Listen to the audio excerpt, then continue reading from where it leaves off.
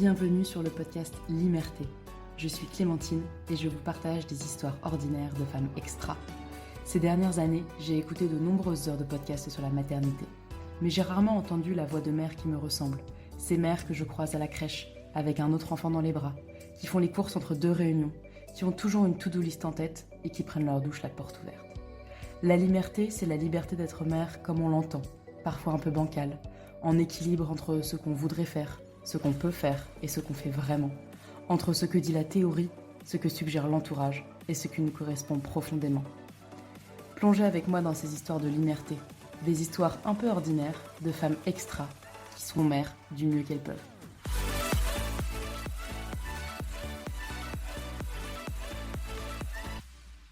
Salut Amandine! Salut Clem! Merci de prendre le temps de partager un bout de ton histoire aujourd'hui à mon micro. Ouais, c'est cool. Pour commencer, est-ce que tu peux te présenter? Je m'appelle Amandine, j'ai 40 ans depuis quelques mois. J'ai passé la tranche d'à côté, des vieux. Oh, 40 ans, ça va. Ça dépend. Le matin, c'est plus dur à 40 ans. Ah. Voilà, je vis dans la campagne à l'ouest de Lyon depuis toujours. Je vis avec mon chéri, avec qui je suis depuis 25 ans. Waouh. Et on a 2 enfants, 2 filles qui ont 10 ans et demi et 7 ans et demi.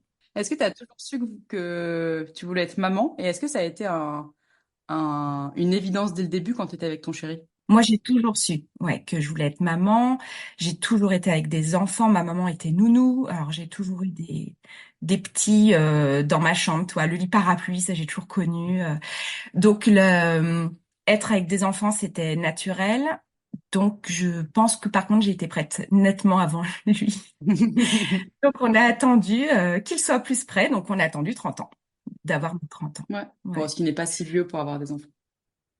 Non, non, non, mais c'est vrai que ça faisait un moment que j'aurais pu Ouais, toi, t'étais prête. déjà être maman. Mais bon, finalement, voilà, c'est notre histoire, elle est comme ça et on est très content ainsi. Ouais. Et puis peut-être que le fait d'avoir attendu aussi, ça vous a permis de durer aussi en tant que couple, parce que Ouais, avoir des enfants après 15 ans de relation ou après 3 ans de relation, c'est pas du tout la même chose, ouais, quoi. c'est vrai, c'est vrai. Oui, oui, on a construit autre chose et puis on construit notre couple sur le temps que l'on prend vraiment pour plein d'étapes. On prend vraiment notre temps, donc c'était dans cette continuité-là. Ok. Ouais, Ouais, c'est chouette. ouais, c'était chouette. Comment t'as vécu ces premiers mois en tant que maman? Toi, justement, qui as toujours su que tu voulais être maman, entre ce que tu avais imaginé et la manière dont ça s'est passé? C'était à la fois le super kiff, simple et ultra flippant. Voilà. Avec la première, du coup, ça paraissait simple. Je me rappelle même mon père qui m'avait dit, «Oh là là, mais Amandine, j'ai l'impression que tu as toujours eu des enfants.» Donc quand je suis arrivée, voilà, avec cette petite dans les bras, pour les autres, ça paraissait, ils avaient l'impression que c'était naturel, quoi. Donc il y a plein de choses qui étaient simples. L'allaitement était plutôt simple, mais tellement de flips à côté. Enfin, je me souviens, retour de la maternité, mon conjoint va faire les courses. Je me retrouve du coup seule pour la première fois avec la petite et là je me dis non mais ça fait 1 heure et demie qu'il est parti faire les courses. En plus ça devait être un drive. Enfin toi le truc où ça prend 3 secondes et demie normalement. Et voilà. Enfin je suis partie en angoisse complète. Je dis ça y est je suis veuve. Il a eu un accident et j'ai cette petite sur les bras, comment je vais m'en sortir et tout. Et en fait, c'était pas le cas. C'était, voilà, il était occupé à autre chose voilà. Donc, très flippant tout de suite de cette responsabilité-là, très peur de me retrouver toute seule, à pas savoir faire. Mm. Donc, besoin d'être entourée, notamment par mon chéri. Enfin, vraiment, Mm. il était là et ultra soutenant quand il était là. Donc, sans lui, c'était vraiment, je me sentais perdue. Donc en fait, j'avais cette capacité à faire paraître que tout était cool et tout se passait bien. Et puis au fond de moi, en fait, j'étais absolument pas sûre de moi. Ça, j'ai l'impression que c'est le lot de beaucoup quand même, hein. On fait façade parce qu'il faut que ça aille. De toute façon, comme tu dis, on a cette responsabilité de bébé. On peut pas mettre pause, quoi. On peut pas dire attends, là je prends 2 jours, je reviens. Et du coup, il y a un peu ce côté effectivement où faut. Enfin, on a l'impression en tout cas qu'il faut faire comme si tout allait bien et puis se débattre un peu avec nos démons. mais c'est pas toujours évident, quoi. Et ce truc de flipper que, tu vois, que ton conjoint meurt ou quoi, mais moi, c'est un truc que j'ai vécu hyper fort, mais tout me faisait flipper. Mais c'est angoissant. Heureusement, ça s'estompe un peu avec le temps. Et j'espère que tu confirmeras. Oui, oui, non, mais tout à fait, ça s'estompe, mais et en plus, c'était pas par manque de confiance, justement, c'était justement parce qu'il allait me manquer quelqu'un, et comme si je n'allais pas savoir faire sans lui, quoi. Mais parce qu'on a aussi créé ça en équipe, Ouais, bien sûr. Mhm. tu vois. Ouais. Donc, Ouais. sans l'équipe, ben voilà. Maintenant, ça s'est estompé effectivement, et puis voilà, on apprend aussi quand on devient parent. On apprend à connaître son enfant, l'enfant aussi. Enfin, il y a heureusement que le quotidien Ouais, nous aide un peu. Après, voilà, il y avait de la fatigue aussi. ouais, c'est sûr. C'est sûr. Ouais. Est-ce que tu as un souvenir de ce que ça a changé en toi, mis à part cette peur, on va dire, un peu sous-jacente, ce que ça a changé en toi en tant que femme de devenir maman? Hmm. Alors, bah moi, je pense qu'il y a deux choses. Enfin, en fonction si c'est pour ma première ou ma deuxième, vraiment, j'ai eu autre chose pour ma deuxième. Tu vois. Pour la première, ça a été de d'être au même niveau que mes parents et ma sœur. J'avais le même statut. Ça a changé beaucoup de choses. J'étais plus la dernière de la famille et je crée ma famille. Et ça a été quelque chose de très très fort. Ça a un peu rééquilibré ou déséquilibré aussi un peu dans la famille, tu vois, ce fait-là d'avoir ce statut de mère à égalité avec ma propre mère ou ma grande sœur. Voilà, ça a été fort. Et pour ma deuxième, euh, ce qui m'a sauté aux yeux, c'était mon rapport au travail. Pour la première, je m'étais dit, je vais faire comme avant, c'est bon, enfin, je vais gérer. Donc, j'ai pas pris de congé parental, donc juste les 2 mois et demi. J'étais prof et donc du coup, j'avais fini l'année scolaire à 80%, mais je me dis, bah, c'est bon, la suivante, quand elle aura 8 mois, bah, hop, je reprends à 100%, nickel, les doigts dans le nez, quoi. Donc, je voulais absolument être celle d'avant. Et quand j'ai eu la deuxième, 3 ans après, là par contre, j'ai pris un congé parental de 6 mois, ce qui m'a fait finir une année scolaire et pas reprendre en milieu d'année. Et l'année scolaire suivante, j'ai commencé à 50%. Enfin, j'ai fait du 50%. Et je l'ai poursuivi comme ça. Et il y avait du coup une autre sorte de priorité. Hmm. Et tu as su aussi écouter cette priorité, parce que tu aurais pu reprendre et un peu nier ton besoin d'être à 50%. Ben, c'est ça. Il y avait un besoin différent.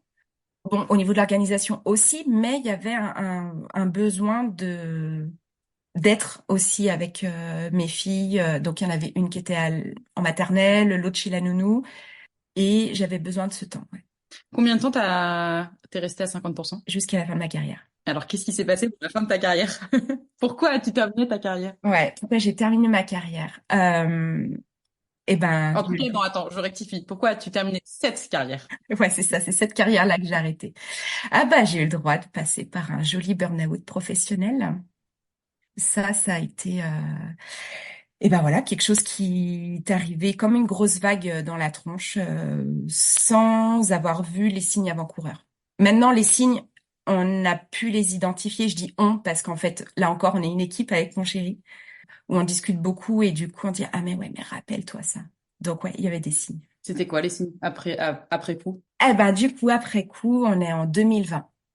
Mes filles ont du coup un peu moins de 4 ans et un peu moins de 7 ans. Je commence déjà mon année, enfin l'année 2019-2020, l'année scolaire, je commence à me dire, ben, je veux pas être que prof, je vais passer mon certificat pour être, comment on dit, formatrice académique. J'étais déjà, on va dire, dans les couloirs de la formation académique avec les inspecteurs. Je formais d'autres profs de physique-chimie, mais j'avais pas ce titre-là. Donc je dis, bon, allez hop, on y va, on va faire cette certification. Donc il y a un mémoire, enfin, il y avait pas mal de choses à faire. Et donc ça, c'est un premier signe où en fait, je me suis dit après coup, c'était pour être moins proche de mes élèves. Hmm. Et pour voir, avoir un deuxième aspect de mon métier, que j'adore, hein, un métier de transmission, mais j'avais envie d'être avec des adultes. Ouais. Ça, c'était une première chose. Pendant cette année-là, du coup, je me suis très, très investie là-dedans. En plus de mon investissement de prof, faut savoir que j'étais prof du coup depuis 2006. Mm. Là, on est en 2020, donc ça fait déjà 14 ans d'enseignement et ça faisait 6 ans que j'étais en éducation prioritaire, donc dans un collège de cité, en bas des tours d'une cité. Très passionnant, mais physiquement et moralement Mm. fatigant parce qu'on est avec des enfants qui ont besoin de notre attention. Voilà, donc pendant cette année-là, je jongle avec les deux, toujours à 50%. Donc là, tu comprends déjà que mon deuxième 50%, il n'est pas celui d'être maman, mais celui de Ouais. passer le cours. Janvier 2020, 4 jours avant de passer devant le jury, j'ai un accident de voiture avec ma fille. On fait un tonneau à la sortie de mon village. On se retrouve à l'envers. Voilà, donc finalement tout se passe bien pour elle et pour moi, un peu moins pour la voiture. Et ça, du coup, c'était voilà 3, 4 jours. Enfin, j'ai passé mon examen avec une Minerve, en arrêt maladie d'ailleurs. Enfin, Ah ouais, t'es allé passer ton examen quand même. Waouh. passer mon examen en étant en arrêt maladie. Waouh. Donc on voit voilà mon niveau d'exigence que j'avais envers moi-même sur ce que j'avais envie de réussir. Enfin, voilà, ce jour-là, quand mon chéri est revenu dans la maison pour récupérer des affaires, pour après nous emmener à l'hôpital, enfin, toutes ces petites choses quand même, il a vu qu'il y avait l'ordinateur sur la table du salon. Il a dit, mais en fait, Amandine, t'étais pas à toi, t'étais pas en train de conduire. T'étais encore la tête dans ton en boulot. J'emmenais ma fille chez le médecin. Enfin bon, ce jour-là, elle était malade. Enfin, Mm. le truc en plus, le truc en trop, et puis voilà. Et l'erreur de conduite. Donc ça a été un gros signe, mais qu'on n'a pas vu. Mm. J'ai passé mon examen haut la main. Voilà, c'était une première phase d'examen pour être admissible en deuxième année. Ça s'est très très bien passé. Et voilà, j'ai fini mon année avec du coup la phase Covid. Bah oui. Voilà. Donc phase Covid, là on est sur une prof qui a 50% et qui se met une pression de fou pour pouvoir être auprès de ses élèves, alors auprès de ses élèves en visio, donc quelque chose qu'on connaissait pas, les outils, enfin, quand on reprend ce recul-là, il y a 4 ans, mais en fait, on connaissait rien à ça. Comment faire cours à nos élèves sans être devant nos élèves? Mm. Moi, j'étais prof de physique-chimie, donc on était dans quelque chose d'expérimental. Du coup, je me suis cassé la tête pour leur faire des expériences à la maison. Et en plus, j'étais encore avec des élèves d'éducation prioritaire. Il faut imaginer des familles qui se sont retrouvées à 4, 5, 6 plus dans une maison, un appartement serré, euh, des fois même pas d'ordinateur. Ouais. Ils pouvaient regarder leurs cours sur un mini téléphone. C'était très compliqué. Et pourtant, je me mettais cette pression-là. Mm.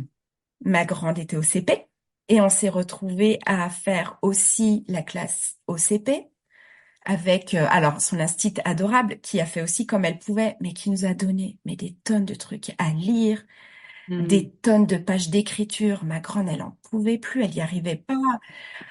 Enfin bon, ça a été vraiment quelques semaines là où il a fallu prendre vraiment se questionner sur nos priorités. Ça a été très très dur.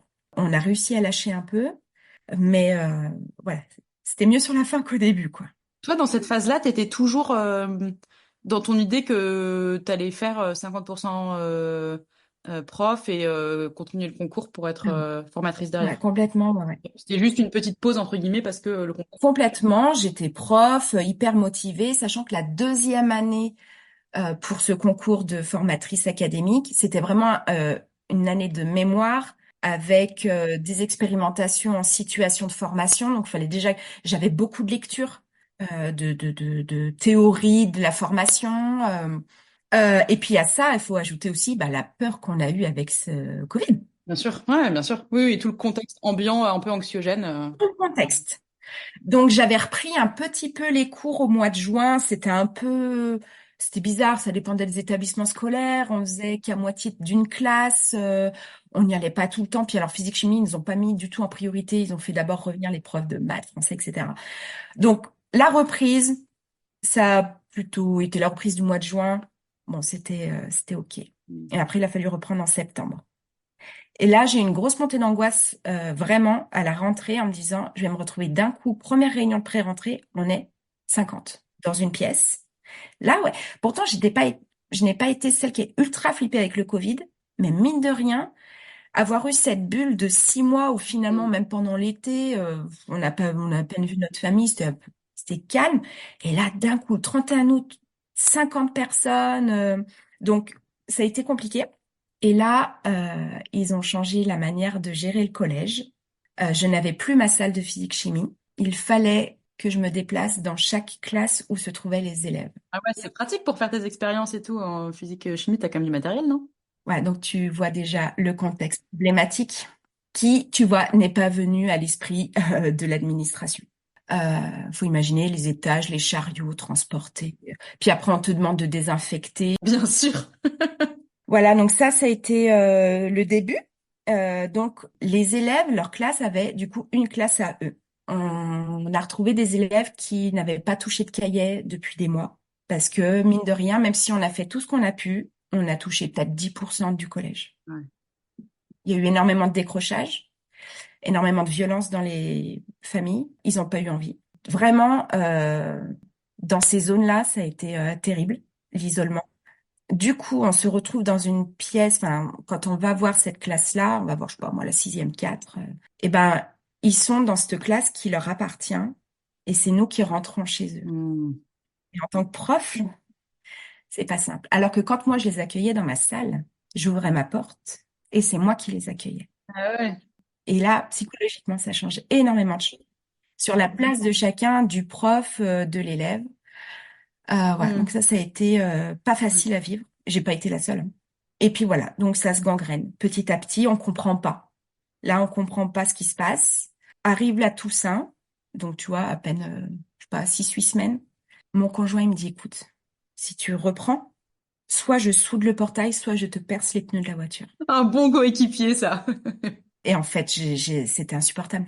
J'avais un état émotionnel insupportable à la maison, du coup. Ouais, bah oui, tu déchargeais chez toi. Je déchargeais. Mm. Donc surtout avec ma petite, qui du coup n'avait pas encore 4 ans.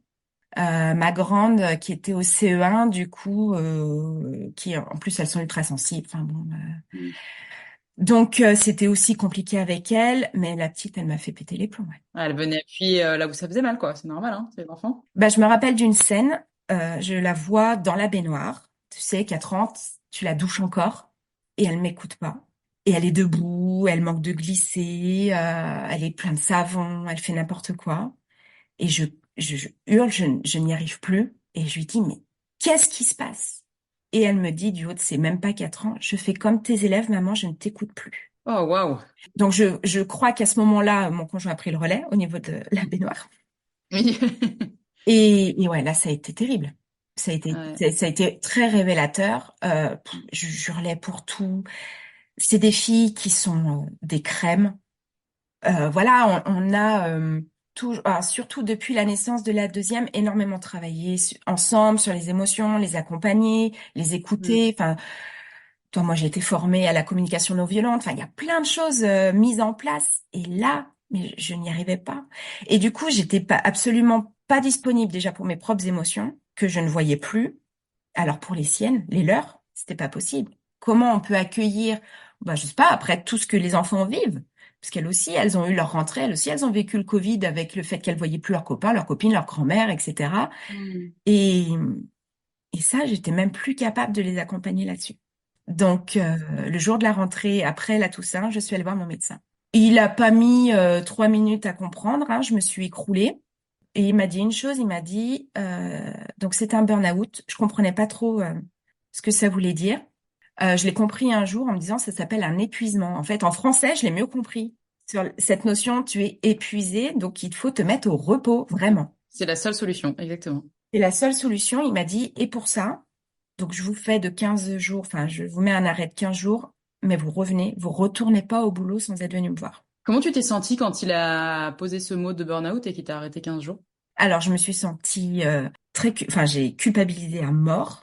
En fait, j'ai eu l'impression, mais pendant des semaines, j'ai culpabilisé d'avoir quitté le navire.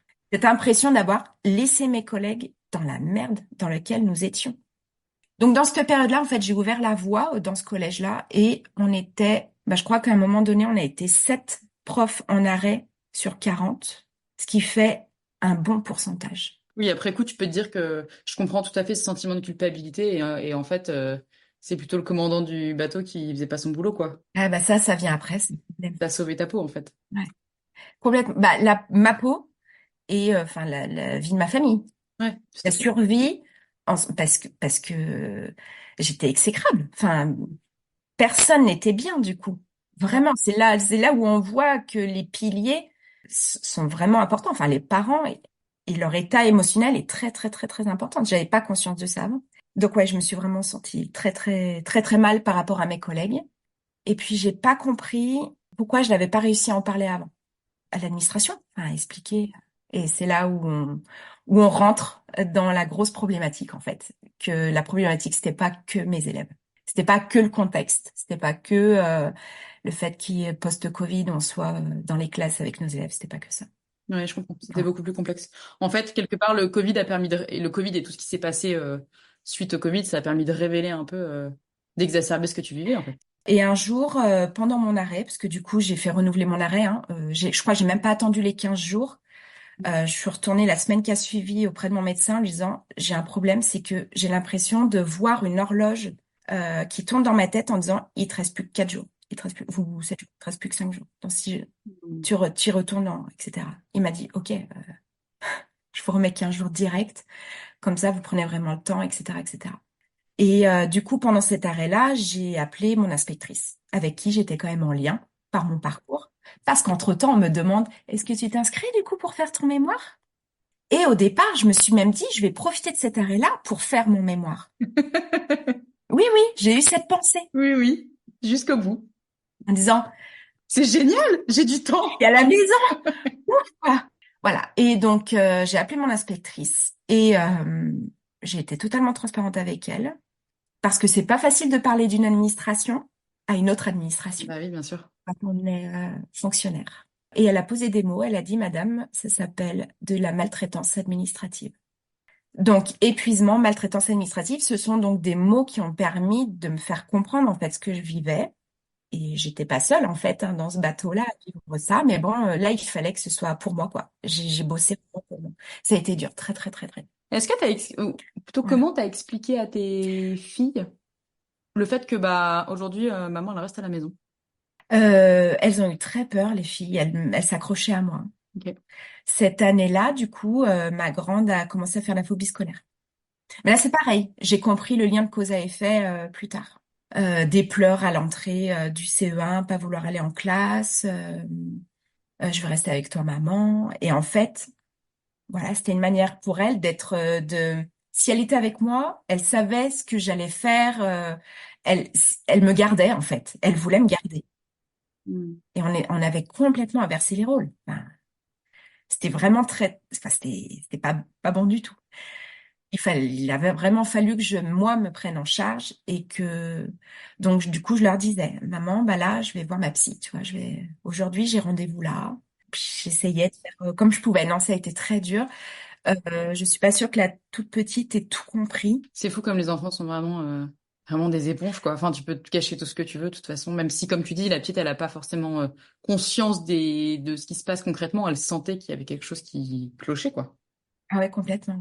Ouais, ouais, ça a été pas simple. Ça a été aussi très lourd pour mon conjoint, qui du coup s'est retrouvé encore plus enfin, il avait sur ses épaules conservé le lien qu'il avait lui naturellement avec ses enfants, mais en plus il fallait qu'il me maintienne. Enfin, je sais pas comment dire, mais il veillait aussi sur moi. Mm.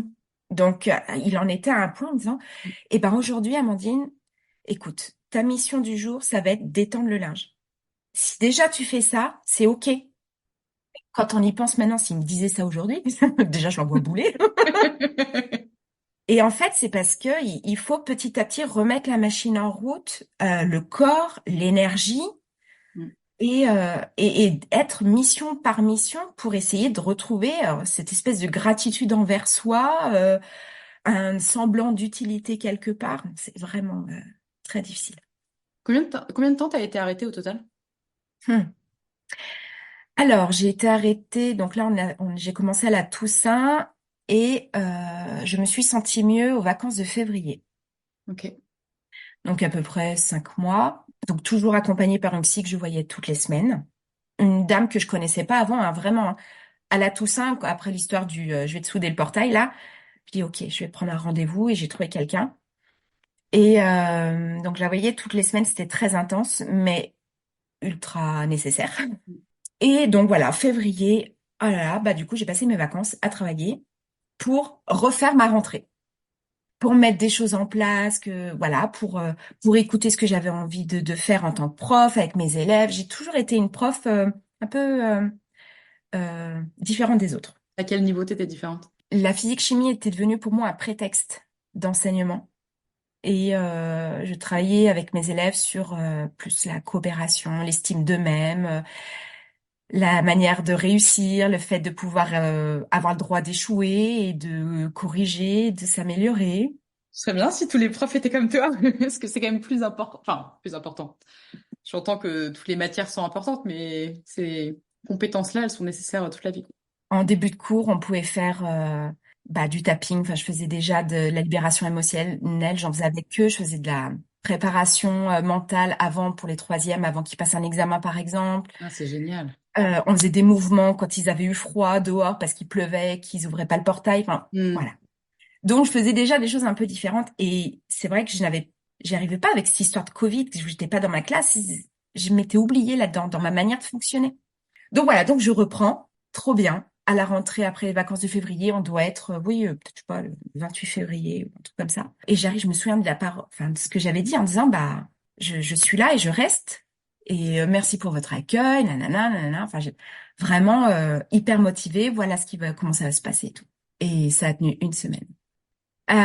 Une semaine où j'ai eu une classe de troisième que j'emmenais en salle informatique pour une séance alors, je refaisais toujours mes cours, mais cette séance-là, elle était rodée, elle fonctionnait tellement bien que, voilà, je la faisais tous les ans. Et là, rien. Salle informatique, rien. Et je suis partie. J'ai laissé mes élèves. Parce que t'as senti que tu savais pas quoi faire? Ouais. Je me suis vue me dire, écoute, Amandine, là, pour qu'il te regarde, pour qu'il fasse quelque chose, mets-toi sur la chaise et danse. Et là, je me suis dit, mais je vais quand même pas faire ça. Du coup, j'avais l'ordinateur, en plus avec le vidéoprojecteur qui projetait, et je me suis mis sur la messagerie interne du collège. J'ai cliqué sur chef d'établissement surveillant, et je leur ai écrit, je m'en vais, prenez mes élèves en charge, ils sont dans la salle informatique. Ça a pas mis 3 secondes, hein. Moi, j'ai pris mes affaires, je suis partie, mes élèves disaient, mais vous faites quoi? Et ils ont vu le mot parce que c'était projeté. Et il y en a qui ont dit, mais elle se barre? Mais elle se barre? Mais non, faut pas se barrer! Et c'est un peu dur là. Prends ton temps. Euh, ça a été, ça a été mes derniers mots avec eux. Je suis sortie de la salle, j'ai pris le couloir. Il y a la chef adjointe, qui est une dame d'un peu plus de 50 ans, qui m'a emmenée dans son bureau. Et ça s'est fini comme ça. Je sais pas ce qu'ont fait mes élèves.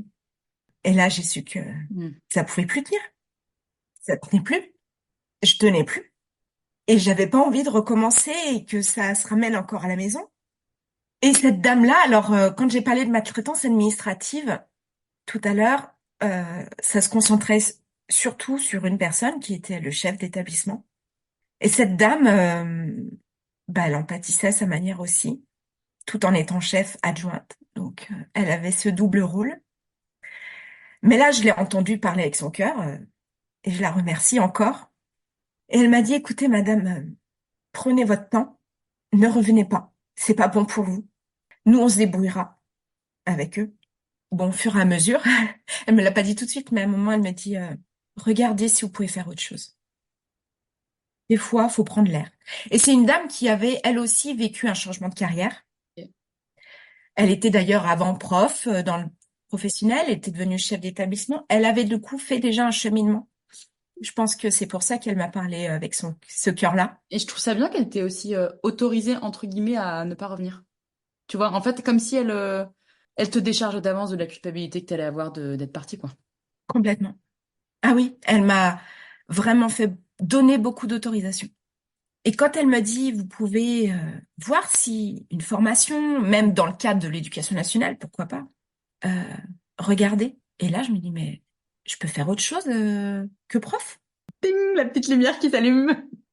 Euh, et c'est là où on a commencé à comprendre que déjà, en voulant devenir formatrice académique, c'est que Mhm. déjà, je voulais switcher. Ouais. C'était une manière inconsciente dans laquelle je m'étais dirigée naturellement, Mhm. sans le savoir.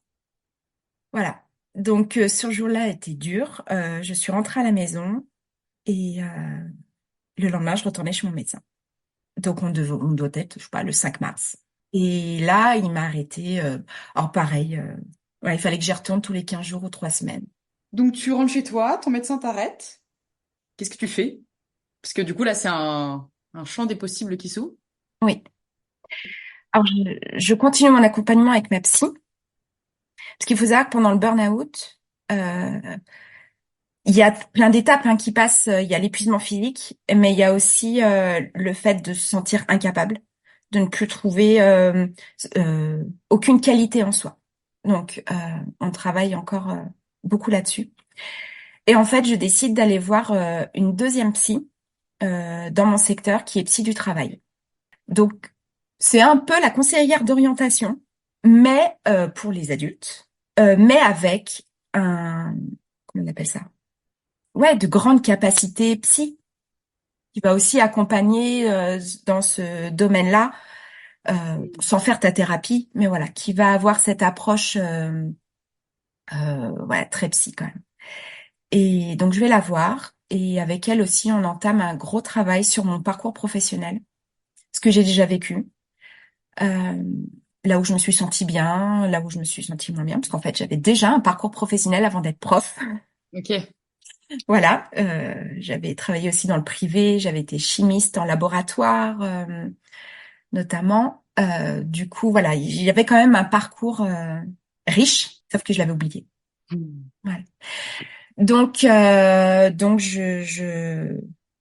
prends vraiment les choses en main, je bosse vraiment parce que là, c'était pas le même épuisement. Je suis partie de classe par fatigue pour le métier, ok, par le fait de ne plus supporter le cadre dans lequel je travaillais, mais physiquement, j'étais quand même un peu mieux. Je suis pas retombée dans un épuisement qui me demandait de dormir.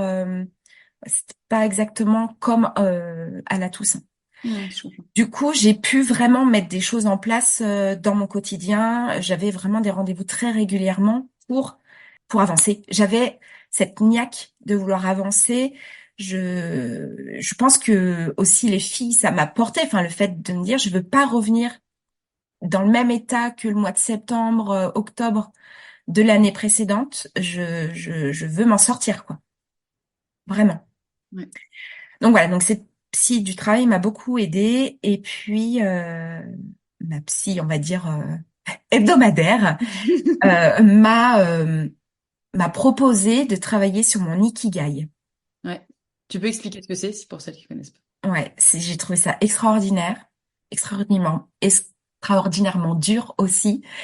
Mais donc c'est un art japonais graphique qui a pour but de justement trouver le but de sa vie, trouver un sens à sa vie dans ses activités. Donc en fait, c'est très graphique, donc c'est vrai que c'est très intéressant à faire visuellement. Donc on construit des bulles, des cercles dans lesquels on va noter. Donc dans un premier cercle, on doit noter ce que l'on aime faire. Ensuite, donc ces cercles-là se chevauchent les uns les autres. Et quand ces 4 cercles, pardon, se chevauchent vraiment les 4, c'est vraiment notre ikigai. Il y a un deuxième cercle, c'est mes compétences. Quelles sont mes compétences? Il y a ensuite un troisième cercle, pourquoi je peux être payé, rémunéré.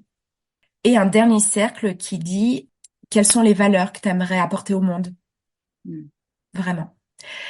Donc, j'ai travaillé là-dessus plusieurs semaines.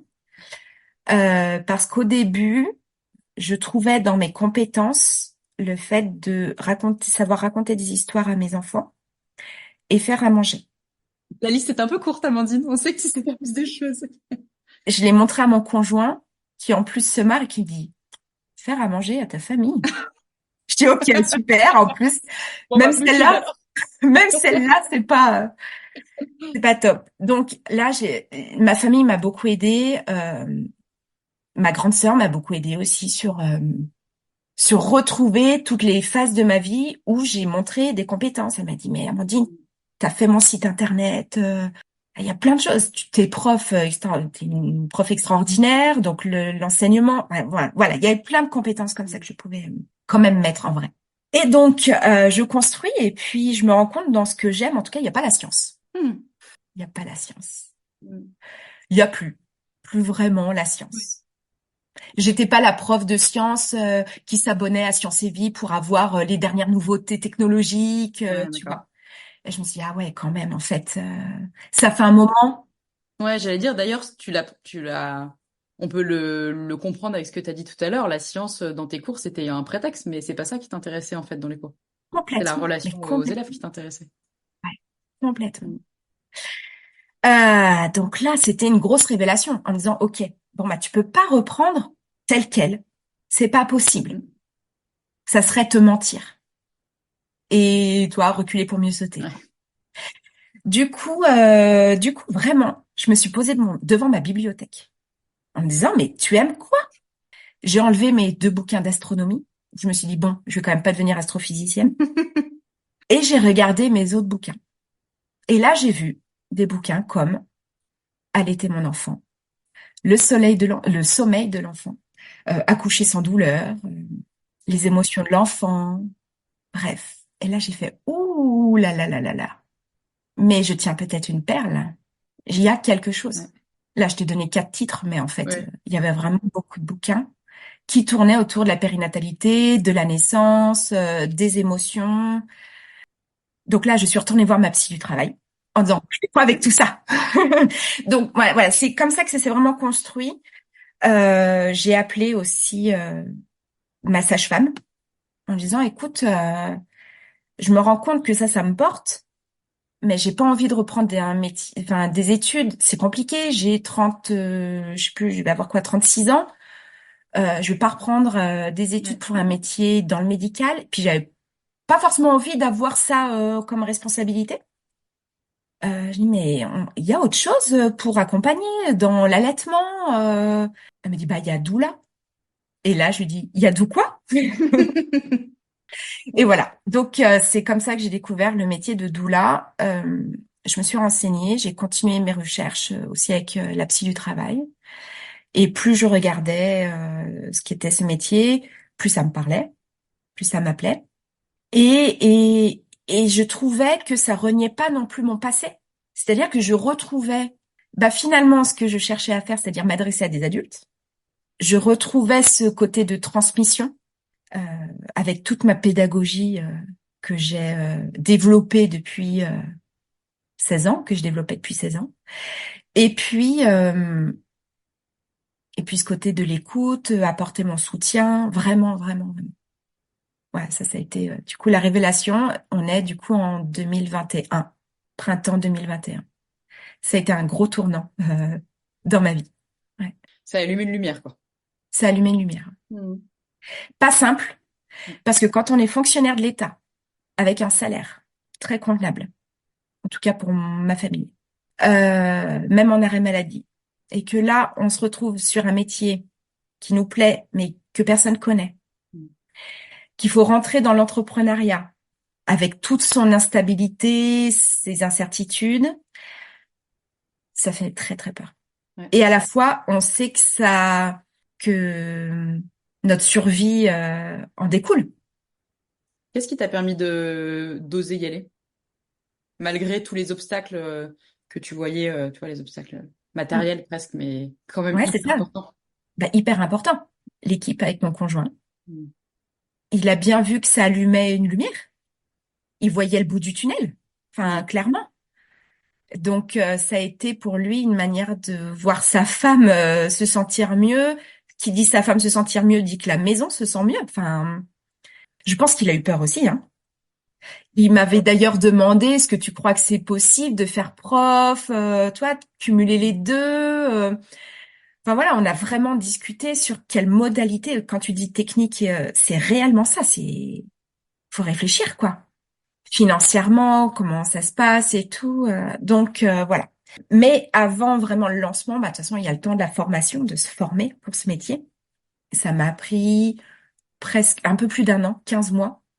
Mais du coup, j'ai pu reprendre mon métier de prof pendant une année scolaire dans un autre établissement scolaire. C'est-à-dire que le rectorat, et je remercie encore mon inspectrice, le médecin du travail et tout, m'ont mis à mi-temps dans un autre établissement où, on va dire, la charge émotionnelle était nettement plus faible Ouais. que dans l'autre collège. Et puis tu savais que t'y allais pour un an, enfin il y avait un but derrière, quoi. Tu repartais pas pour.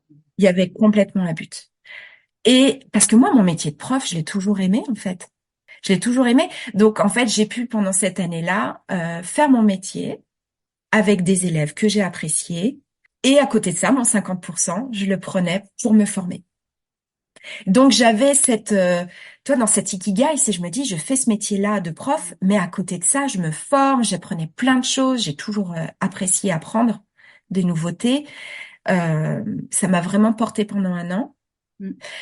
Je me suis vraiment investie en tant que prof aussi pour ces élèves-là, parce que pour eux, moi, j'ai toujours dit à ce nouveau chef d'établissement, je dis, vous savez que je vais partir, mais les élèves, ils ont rien demandé. Ils n'ont pas demandé à avoir une prof déficitaire devant eux, donc je serai prof pour eux. Donc j'ai quand même fait mon métier de prof vraiment avec mes tripes comme je pouvais, tout en sachant que je me relevais d'un burn-out. Donc voilà. Bon, et à la fin de l'année, je suis partie. Et je remercie aussi ces élèves qui m'ont bien fait prendre conscience quand même que l'adolescence, j'en avais vraiment fait le tour aussi. Mais au moins tu redais pour tes filles qui arrivent. Ouais, bien sûr, c'est ça. Mais voilà, si tu veux, ça s'est fait en tout cas en douceur. Je n'ai pas eu un seul arrêt maladie pendant cette année-là. Ouais, parce qu'en fait, tu avais trouvé quelque chose qui t'animait à côté, donc ça avait redonné Voilà. du sens en fait à ce que tu faisais. Mais voilà, exactement, ça avait redonné du sens. Donc ça a été ma dernière année scolaire. Et ça a aussi permis du coup de terminer cette carrière de prof sur une note positive quand même. Exactement, parce que le fracas de la porte que j'avais fermée avant, ce fameux mois de mars, c'était ultra douloureux. Ouais. Je l'ai, tu vois, j'ai encore beaucoup d'émotions quand j'en parle, mais je sais que voilà, j'ai fermé la porte de ce métier plus doucement l'année d'après. Ouais. C'est une manière de soigner quand même Ouais. cette partie-là de moi. Ouais, c'est chouette. Et Mm. bah, sacré parcours pour que aujourd'hui t'exerces donc en tant que doula et en particulier t'accompagnes vraiment beaucoup les émotions, notamment avec l'EFT. J'accompagne beaucoup, bah oui, bien sûr. Je pouvais pas m'adresser aux parents et aux mamans sans faire de l'EFT avec elles et de l'hypnose. Je me suis formée encore en plus pour gagner en compétences pour moi et pour être à leur service, leur donner aussi toute cette autonomie, transmettre ce que j'ai appris aussi sur sur nos propres émotions et sur l'accueil de nos émotions Mm. et non pas la gestion des émotions. Mais ça, c'est un autre sujet. Ça peut être un prochain épisode. Comment ça s'est manifesté dans ta famille, ce changement de voix, on va dire? Comment tu as ressenti les effets sur tes filles notamment parce que tu vois, tu disais quand t'allais mal, ben, tes filles Mm. allaient mal aussi. Est-ce que tu as vu Mm. un changement? Bah, la joie est revenue, hein. La joie est revenue, la légèreté est revenue, Mm. l'insouciance est revenue chez mes filles. Vraiment. Ça a été radical et ouais. Déjà sur mon année où j'ai cumulé prof et ma formation, déjà là, ça allait beaucoup, beaucoup mieux. Ma grande a arrêté de faire de la phobie scolaire. Voilà. Après, elle a été accompagnée aussi hein, Oui, bien sûr, c'est sur, pas sur son tout chemin. ne repose pas sur toi, bien sûr, Ouais, mais c'est un bel exemple de voir à quel point si on prend pas soin de soi, on peut pas prendre soin de ses enfants, de toute façon. tout à fait. Et puis, elles étaient fières, Mm. très fières aussi. Ma maman, elle change de travail. Vraiment très très fière. Et puis, je crois que ça leur plaît, le métier. C'est-à-dire que elles y voient du Ouais. sens aussi. Mm. Ouais, c'est un bel exemple que tu leur as donné de s'écouter, de prendre du recul pour savoir ce qui nous plaît vraiment et de Mm. pas s'enfermer dans quelque chose. Exactement. S'écouter. Quel conseil tu voudrais partager à quelqu'un qui vit ta situation, qui se sent épuisé et qui en est juste là, qui est à l'épuisement et qui sait pas ce qu'il faut faire? Ah, il y en a beaucoup quand même. Tu peux en donner plusieurs si tu veux. Il y a beaucoup d'étapes, mais faire confiance déjà à ceux qui tirent la sonnette d'alarme, parce que c'est souvent les autres qui tirent la sonnette d'alarme. Donc leur faire confiance et pas lutter. Du coup, c'est une manière aussi s'autoriser à dire ok, là c'est plus ok justement, c'est plus possible pour moi. Donc s'autoriser à faire du vrai repos et sans culpabiliser et sans en plus se blâmer d'une certaine fragilité, parce que c'était ça en fait. C'était de toute façon je suis nulle, je suis pas une bonne prof, j'y arrive plus, donc c'est de l'échec quoi.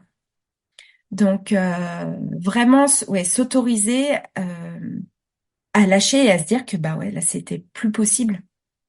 Ensuite se faire accompagner par des pros et puis jusqu'à trouver la bonne personne qui accompagne. Je pense que Mm. c'est essentiel. Ouais, ça c'est super important. Il y a beaucoup de, peu importe le type de thérapeute, on va dire, mais il y en a plein et c'est pas parce que le premier convient pas que tous les autres sont nuls. C'est ça. C'est une question de feeling, donc ça vaut le coup de chercher. Ouais, complètement. Ça, c'est essentiel. Après, c'est vrai que c'est un coût. Et clairement, voilà, on y laisse plusieurs salaires, quoi. Ouais, ouais. Mais après, tu sais, moi je me dis toujours, je suis moi aussi, hein, je suis en thérapie, et clairement c'est une grosse partie des dépenses. Mais je me dis toujours, on est capable de mettre 1 000 € dans un téléphone, est-ce qu'on peut mettre 1 000 € dans notre santé mentale, quoi? Et d'autant que ça découle pas que sur nous. Oui, en plus. Donc, ouais, c'est primordial. Donc aujourd'hui, j'y vais plus une fois par semaine. Voilà. Mais je continue, bien sûr. Ouais. Mais sur d'autres sujets, c'est... Oh, il y a toujours des de toute façon. Ouais, c'est C'est ça. jamais fini. C'est exactement ça. Ouais. Merci beaucoup pour tous ces partages, ouais, très sincères et qui sont, je trouve, un beau message pour ouais, s'écouter et voilà. Et ça a pris du temps finalement quand même pour toi entre les premiers signes a posteriori et cette nouvelle activité. Et je trouve que c'est un beau message de dire on peut aussi se laisser le temps et Oui. on n'est pas obligé d'attendre 1 an de dépression pour prendre des décisions. Mais c'est pas parce qu'on sait que ça va pas bien que du jour au lendemain il faut que tout aille bien. Le temps, Mm. ouais. Pour terminer cet épisode, ma dernière question, quelle est la dernière fois que tu as été fière de toi et pourquoi? Eh ben, écoute, Clémentine, ben, je pense que c'est aujourd'hui. Avec ce que je viens de faire là, tu vois. Voilà. Parler de cette expérience, euh, ça me permet de refaire un peu le fil de ce roman, de Mm. ce chapitre, en tout cas de ma vie. Du coup, ouais, je suis fière de mon parcours et fière de l'avoir transmis Mm. ici. Vraiment, cette expérience de podcast était aussi nouvelle pour moi. Donc ouais, c'est chouette. Ouais, Voilà. merci de m'avoir fait confiance pour le faire et effectivement, ça fait du bien de se refaire l'histoire et de se rendre compte de où tu es parti et de la force que ça t'a demandé et de toute l'énergie que tu as mis dedans pour arriver là aujourd'hui. C'est chouette. Ouais. Merci Clémentine. Merci à toi, Amandine.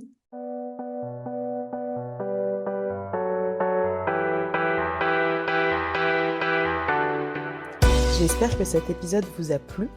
Si c'est le cas, je vous invite à mettre 5 étoiles et à vous abonner au podcast sur votre plateforme d'écoute. C'est le meilleur moyen pour lui donner de la visibilité et permettre à d'autres femmes d'écouter ces histoires. Je vous remercie pour votre écoute et je vous dis à très bientôt pour de nouvelles histoires ordinaires de femmes extra.